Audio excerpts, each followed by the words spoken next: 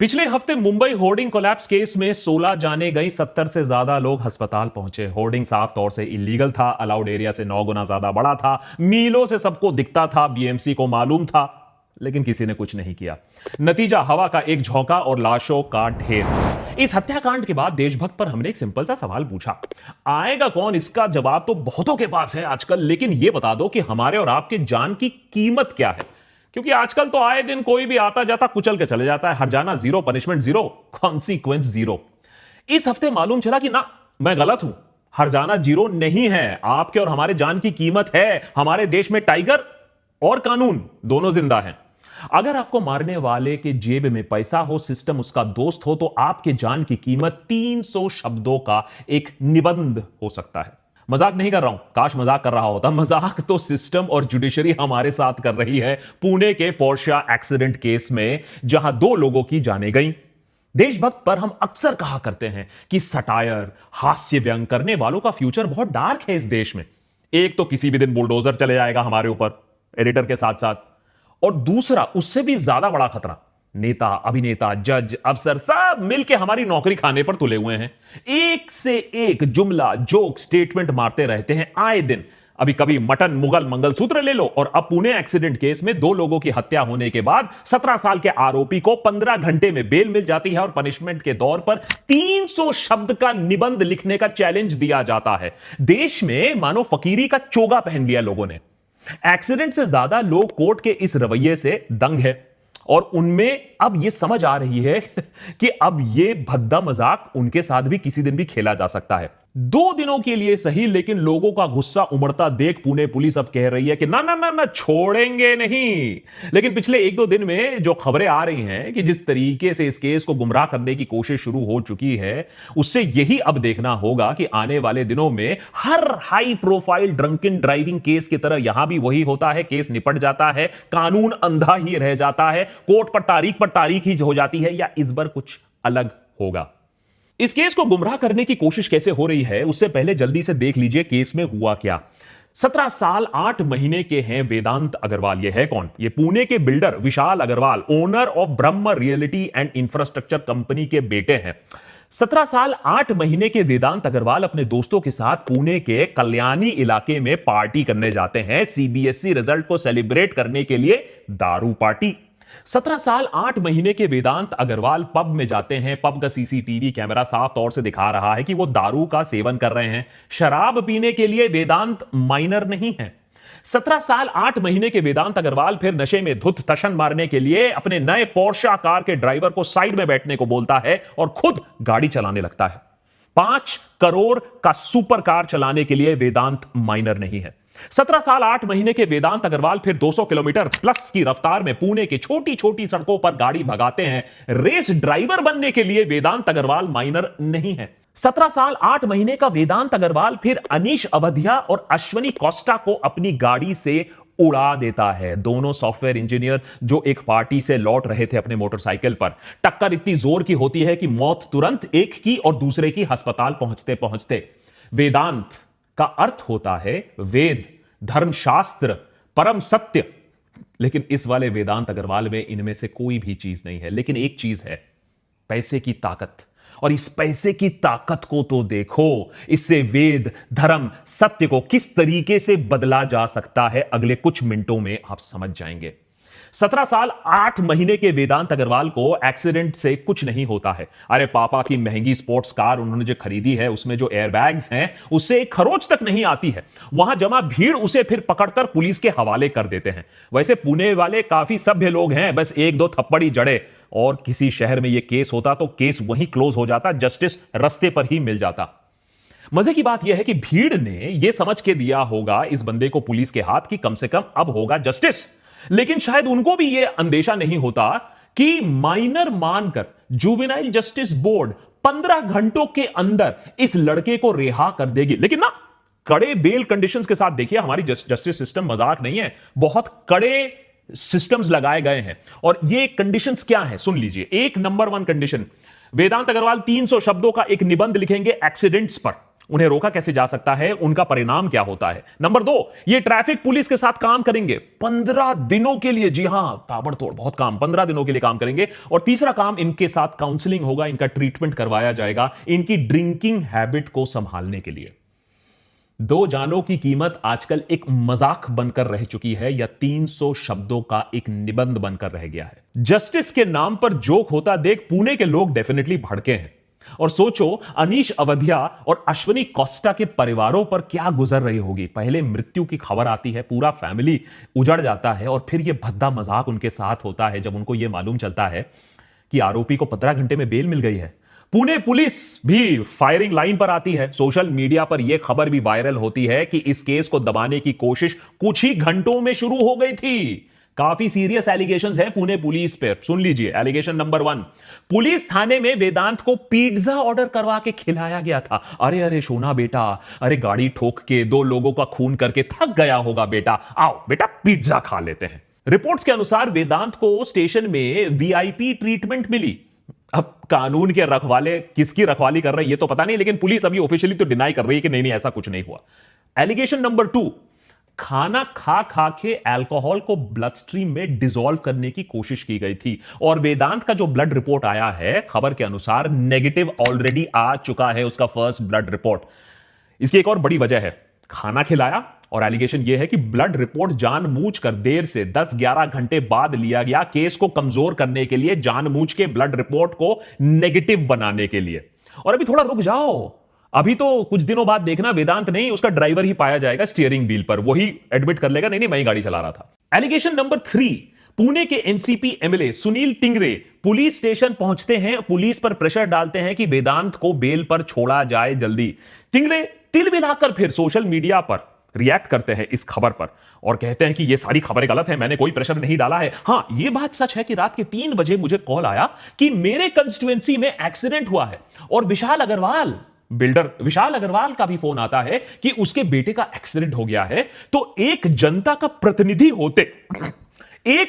प्रतिनिधि होने की वजह से मैं सुबह 6 बजे पुलिस स्टेशन पहुंच गया और पुलिस को कहा कि पूरी कार्यवाही होनी चाहिए, ठीक से कार्यवाही होनी चाहिए।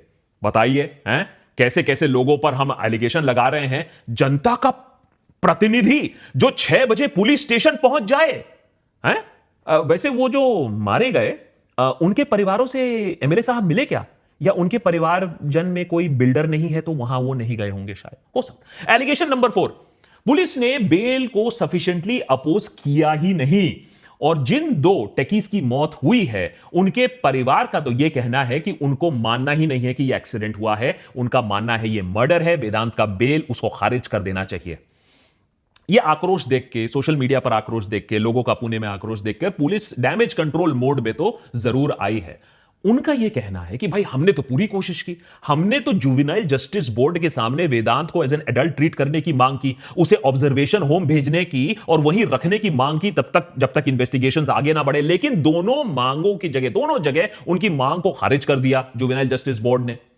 अब मजे की बात यह है कि हमारे देश में बिना सबूत, बिना किसी गुनाह लोग सालों तक सड़ते हैं जेल में, उनको बेल नहीं मिलती है। यहां 2 लोगों को कुचलने के बाद 15 घंटे के अंदर बेल मिल गई है 17 साल 8 महीने वाले एक लौंडे को। फिलहाल अपनी रेप्यूटेशन को बचाने के लिए पुणे पुलिस कमिश्नर ने केस को मॉनिटर किया है, मीडिया से बात करना शुरू किया है, डैमेज कंट्रोल करना शुरू किया है। वो बेल को खारिज करने के लिए कदम ले रहे हैं, ये आश्वासन दे रहे हैं। और वेदांत के पिता विशाल अग्रवाल को भी औरंगाबाद से अरेस्ट कर लिया गया है। पिताश्री को जुवेनाइल जस्टिस एक्ट के सेक्शन 75 और 77 के तहत चार्ज किया गया है, which is wilful neglect of a child providing intoxicating substance to a minor respectively. अब मामले में गंभीरता को समझते हुए इस केस को पुणे पुलिस के क्राइम ब्रांच को दे दिया गया है हैंडल करने के लिए।